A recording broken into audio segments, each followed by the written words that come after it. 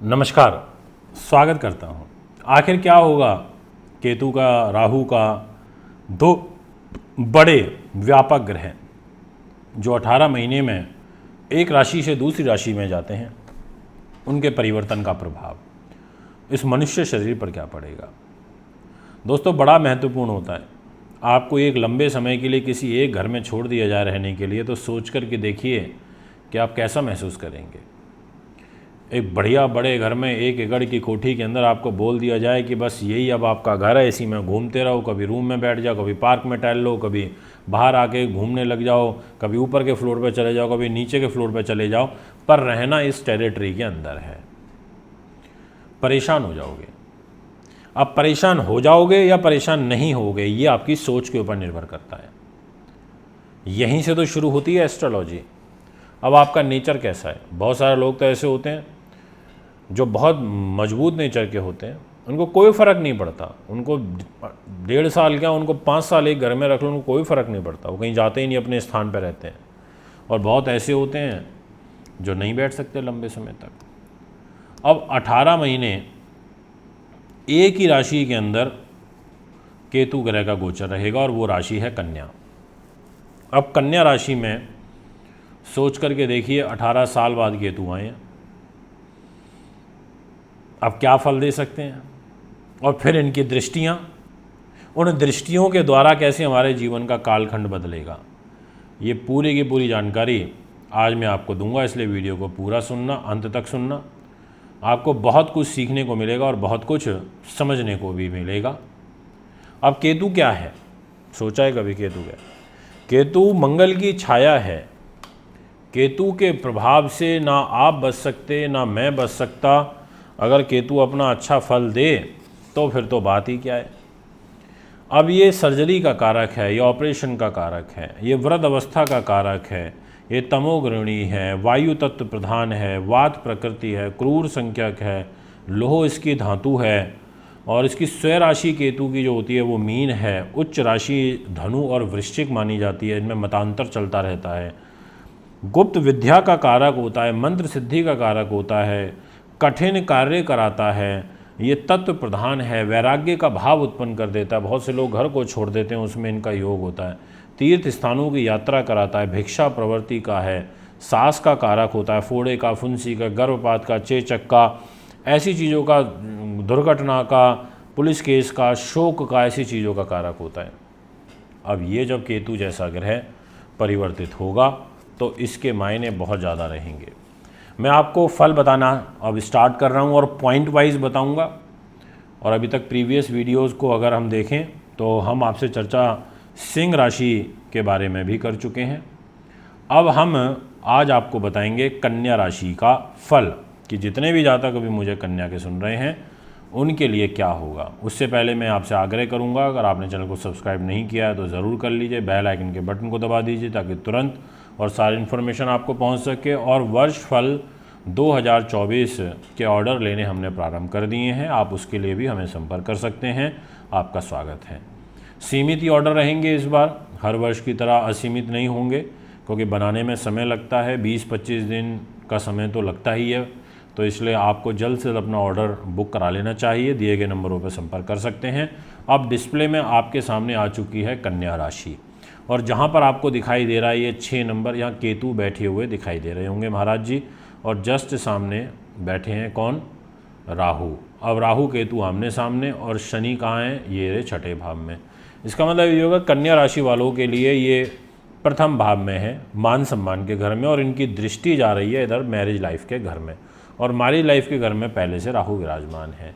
और एक दृष्टि इनकी जा रही है इधर भाग्य स्थान में, जिसको नवम दृष्टि कहते हैं, और ये है वृषभ राशि पर, और एक इनकी मकर राशि के ऊपर पंचम दृष्टि है केतु की, यानी कि केंद्र को और साथ में त्रिकोण को, इन दोनों ही स्थानों पर केतु का जो प्रभाव है वो देखने को मिलेगा।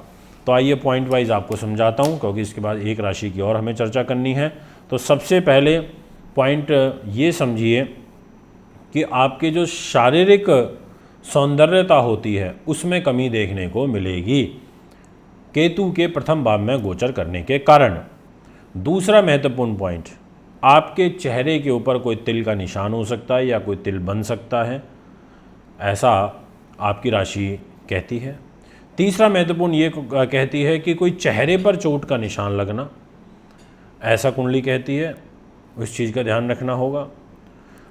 इसके बाद चौथा महत्वपूर्ण पॉइंट ये कहता है कि आपको भाई बंधुओं के सुख में कमी देखने को मिलेगी, साथ में आपको संतान संबंधी कष्ट बढ़ेगा। चौथा ये पॉइंट कहता है। पांचवा पॉइंट ये कहता है कि कलह कलेश होना, यानी कि एक सुकून की स्थिति ना बन पाना, कलह कलेश बराबर घर में बना रहना, यह आपका पांचवा पॉइंट यहाँ पर कहता है। और विशेष रूप से अपने अपोजिट से, स्त्री का पुरुष के साथ, पुरुष का स्त्री के साथ में, ऐसा कहता है। ये पांचवा पॉइंट बहुत इंपॉर्टेंट है। इसमें वैमनस्य तक का भाव उत्पन्न हो जाता है कि ऐसा लगता है अलग हो जाएं या वैराग्य धारण कर लें।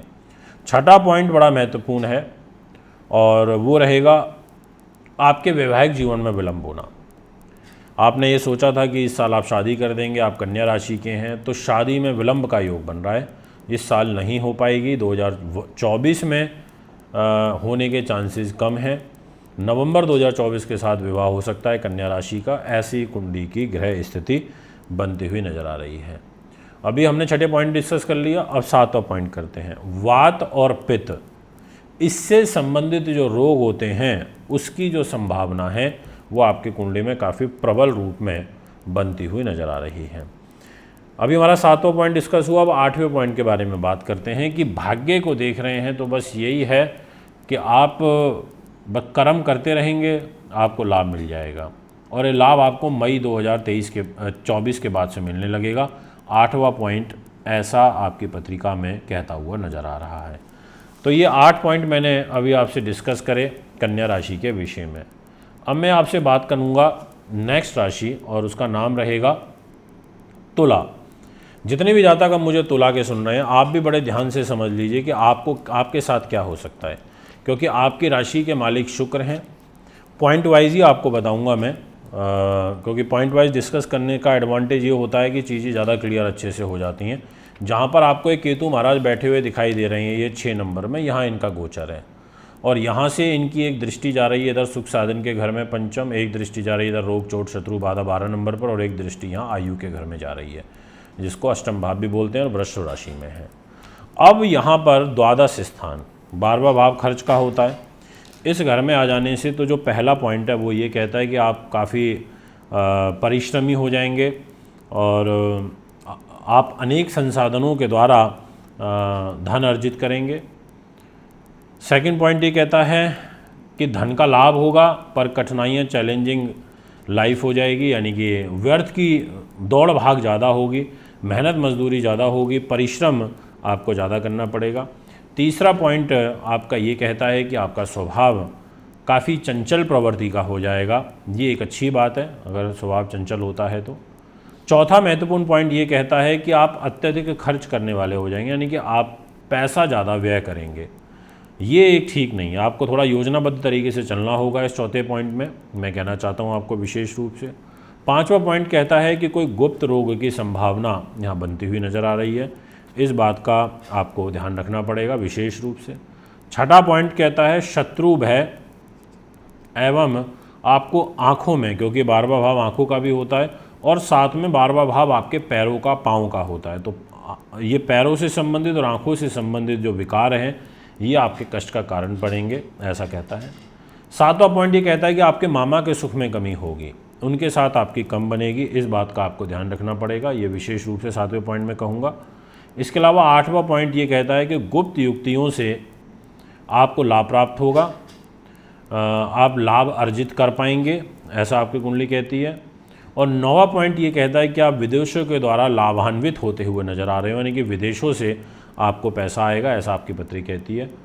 और 10वां पॉइंट ये कहता है कि बुध केतु की जब युति होगी, क्योंकि बुध इस राशि का स्वामी है 6 नंबर का, तो जब जब गोचर में अगले वर्ष 2024 में बुध केतु इकट्ठे होंगे, तो ये 10वां पॉइंट ये कहता है कि उस समय पर आपको धन का, वाहन का, प्रॉपर्टी का सुख प्राप्त होगा, अच्छा दाम्पत्य सुख आपको प्राप्त होगा। ये 10वां पॉइंट इसलिए आपके लिए बहुत महत्वपूर्ण हो जाता है, और इसी 10वें पॉइंट में आपको फिर उच्च स्तरीय व्यापार से लाभ भी प्राप्त होगा। तो ये वो 10 पॉइंट हैं जो मैंने तुला राशि के लिए आपसे आज डिस्कस करें। अगर आप भी कुंडली बनवाना, दिखवाना, पूजा पाठ या रत लेना चाहते हैं तो हमें संपर्क कर सकते हैं। नमस्कार।